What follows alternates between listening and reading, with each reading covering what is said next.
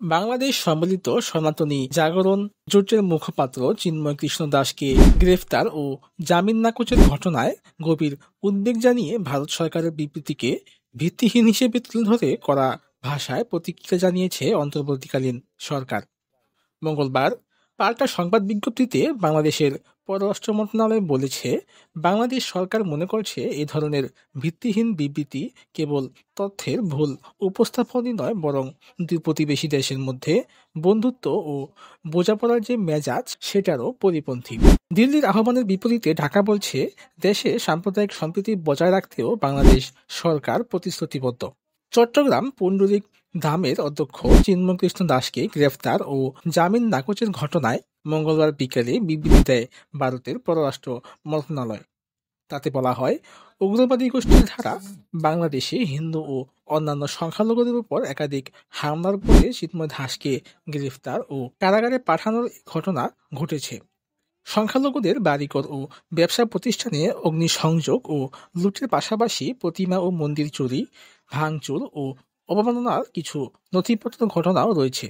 এসব ঘটনা জড়িতরা যখন ধরাছোঁয়ার বাইরে, তখন শান্তিপূর্ণ সমাবেশের মাধ্যমে ন্যায়সঙ্গত দাবি উপস্থাপনকারী একজন ধর্মীয় নেতার বিরুদ্ধে অভিযোগ আনাটা দুর্ভাগ্যজনক, এমনটাই উল্লেখ করা হয় ভারতের দেওয়া বিবৃতিতে। সংখ্যালঘু নির্যাতন বন্ধসহ ৮ দফা দাবি আদায়ের নেতৃত্ব দিয়ে আসা সনাতনী জাগরণ জোটের মুখপাত্র চিন্ময় কৃষ্ণ দাসকে সোমবার ঢাকা বিমানবন্দর থেকে গ্রেফতার করে ঢাকা মহানগর গোয়েন্দা পুলিশ। এরপর রাত থেকে ঢাকা, চট্টগ্রাম সহ দেশের বিভিন্ন স্থানে তার মুক্তির দাবিতে বিক্ষোভ শুরু হয়। মঙ্গলবার বেলা 11:15টার দিকে কড়া নিরাপত্তার মধ্যে তাকে রাষ্ট্রদ্রোহ মামলায় চট্টগ্রাম আদালতে হাজির করা হয়। চট্টগ্রামে লালদিঘি মাঠে গত 25শে অক্টোবর জনসভায় 5 দিন পর 30শে অক্টোবর চট্টগ্রামের কোতোয়ালি থানায় চিন্ময় দাস সহ 19 জনের বিরুদ্ধে ওই মামলা হয়েছিল। ওই মামলার বাদী চট্টগ্রাম মহানগরীর চান্দগাঁও মহড়া ওয়ার্ড বিএনপির সাধারণ সম্পাদক ফিরোজ খান, যাকে পরে অব্যাহতি দেওয়া হয় দল থেকে। মামলার অভিযোগে বলা হয়, লালদিঘি মাঠের সমাবেশের দিন নিউমার্কেট জাতীয় পতাকার উপর সাম্প্রদায়িক ধর্মীয় গোষ্ঠী ইসকনের পতাকা স্থাপন করে দেওয়া হয়, যা রাষ্ট্রের অখণ্ডতাকে অস্বীকার করার শামিল। দেশের সার্বভৌমত্বকে অবজ্ঞা প্রদর্শন ও দেশের অখণ্ডতাকে অস্বীকার করার মানসিকতাকে এভাবে পতাকা অবমাননা করা হয়েছে অভিযোগ করে মামলার এজাহারে বলা হয়।